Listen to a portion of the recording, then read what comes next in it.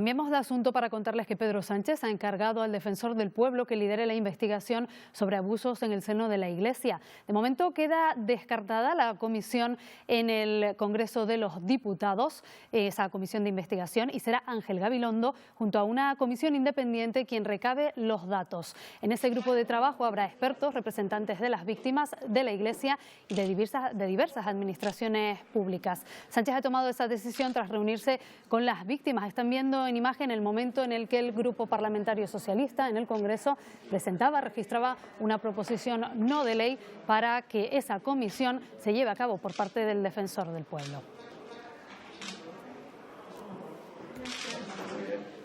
Ha habido un medio de comunicación que ha querido destapar esos abusos cometidos presuntamente desde los años 30. Ya tienen recabados más de 200 casos. Hablamos del periódico El País. Y detrás de esas investigaciones ha estado nuestro siguiente invitado, el periodista Íñigo Domínguez, a quien ya saludamos. Buenos días. Buenos días. Bueno, ¿cómo se llevó a cabo esta investigación? ¿Por qué y cómo? Esta investigación comenzó en septiembre-octubre de 2018, cuando El País se preguntó por qué España era una excepción mundial en los países católicos, porque no habían surgido apenas casos de abusos de menores en la Iglesia. Entonces había dos posibles respuestas, ¿no? Una es que realmente España era una excepción y aquí eso no había ocurrido, como sostiene la Iglesia española. O dos, que ha ocurrido igual que en otros países, pero todavía no había salido a la luz, entre otras cosas porque nadie se había puesto a mirarlo. En todos los países donde ha surgido siempre han sido los medios de comunicación los que han sacado esto a la luz y luego han arrastrado a la Iglesia, a las instituciones, a investigar. Pero nunca ha sido de propia iniciativa ni de la Iglesia ni del Estado. Aquí ningún medio lo había hecho, salvo casos muy aislados de algún caso que había salido, como el periódico de Cataluña, como el caso de los maristas en Cataluña. Entonces el País decidió empezar a mirar y lo primero que hicimos fue hacer una fotografía de la situación en ese momento con los casos que se conocían, que habían salido en prensa, con las sentencias judiciales conocidas y luego preguntamos a todas las diócesis españolas, que son 70, los casos que conocían. Pero ninguna diócesis, muy pocas nos contestaron ni admitieron casos, es decir, sobre esto guardaban silencio. Lo que nos salió es que había 34 casos en España conocidos en las últimas décadas. Entonces empezamos nuestra investigación. Y la clave fue poner un correo electrónico para quien quisiera nos contara si conocía algún caso. Y recibimos una avalancha de correos electrónicos, más de 300, 400 en la primera semana, que nos permitió comenzar a investigar. Si miramos hoy, 3 años después, el resultado es que de esos 34 que teníamos, esa cifra se ha multiplicado por 20 en 3 años. Ahora conocemos más de 600 casos y estimamos que hay como mínimo más de 1.200 víctimas. Ustedes elaboran un informe con esa información que habían ido recabando y se presentan ante el Papa con él. Sí, nosotros empezamos a publicar casos después de recibir todos estos correos. Son casos muy difíciles de publicar porque requieren muchas comprobaciones, verificaciones, porque nunca hay pruebas. Es simplemente el testimonio de una persona contra otra que además muchas veces ha fallecido porque estos hechos ocurrieron hace mucho tiempo, ¿no? Entonces, la única manera prácticamente era que quien denunciaba eso pues tenía que aparecer con su nombre, apellidos, con su foto, en vídeo, es decir, se le pedía un ulterior sacrificio, además de lo que había pasado ya. Entonces era muy difícil porque no mucha gente estaba dispuesta a dar ese paso. Y del otro lado de la Iglesia ha habido una colaboración nula. Ha predominado siempre la negación, no proporcionaba ninguna información para contrastar esto, ¿no? Llegamos a la conclusión de que la única manera era reunir muchos casos y entregarlos directamente en el Vaticano, donde el Papa Francisco se ha distinguido por su firme voluntad de destapar esto y hacer una limpieza, ¿no? Cosa que le distingue de la Iglesia española.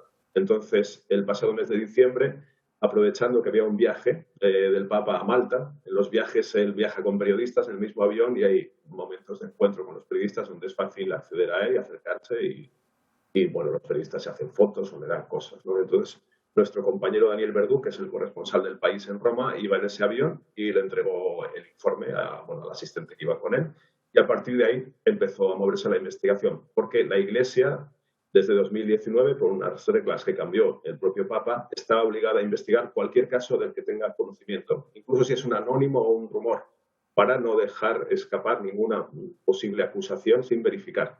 porque hasta ahora lo único que contemplaba la Iglesia era que las víctimas acudieran al obispado o al superior religioso, llamaran a la puerta y lo contaran. Y la Iglesia lo gestionaba, y una de las primeras condiciones, de hecho, era que no se hiciera público ni se hablara con la prensa, con lo cual quedaba todo oculto.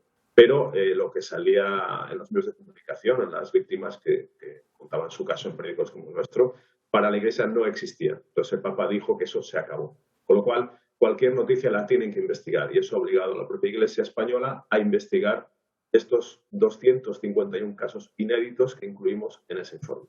Lo que ocurre, Íñigo, es que muchos de esos casos vienen años 30, años 40, me decías que sobre todo 70, 80, en esas décadas principalmente, muchos han prescrito. Entonces, si no hay posibilidad de acudir a la justicia, ¿qué es lo que se busca principalmente con esta investigación?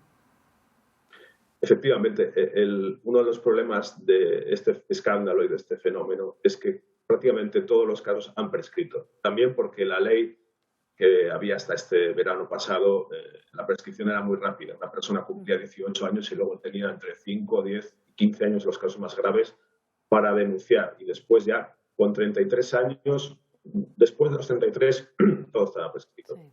Pero estas víctimas requieren muchísimo tiempo a veces para asumirlo, para poder contarlo, y porque, de hecho, el clima social no era propicio. Una víctima, cuando habla, se enfrenta a un rechazo social. Por supuesto, un rechazo de la Iglesia, pero también de su comunidad, que se niega a creerlo y muchas veces pues, es hostil a eso, ¿no? Entonces, lo único que quieren estas personas, ya que en los tribunales no pueden hacer nada porque se archivaría cualquier denuncia, las instituciones, el Estado, hasta ahora no les ha atendido y no le ha interesado esta cuestión, solo ahora que se ha visto obligado. Y la única opción era los medios de comunicación, contarlo para que les hicieran caso. ¿Qué es lo que está cambiando ahora? ¿Y qué quieren estas personas? Pues que les escuchen y que oigan su historia, se juzgue su credibilidad, porque ¿para qué va a venir alguien después de 50, 60 años, 40 años a contar algo, inventarse algo contra alguien? En la Iglesia francesa, en la Iglesia alemana, ha predominado la escucha, la piedad y la atención a las víctimas. En España, la Iglesia española simplemente lo aborda como gente que quiere hacer daño a la Iglesia, y raramente pasa de ahí. Esto a nivel oficial. Obviamente, en la Iglesia, cuando digo la Iglesia, no me refiero solo a la jerarquía, sino a todos los fieles, pues la mayoría de la gente está horrorizada con esto. Pero la posición institucional de la jerarquía es de negación y de encubrir el escándalo. Pues Íñigo Domínguez, periodista del País, muchas gracias por habernos dado las claves de esta investigación, que ahora va a seguir su curso, parece, a través del Defensor del Pueblo. Gracias, buenos días. Buenos días, gracias a vosotros.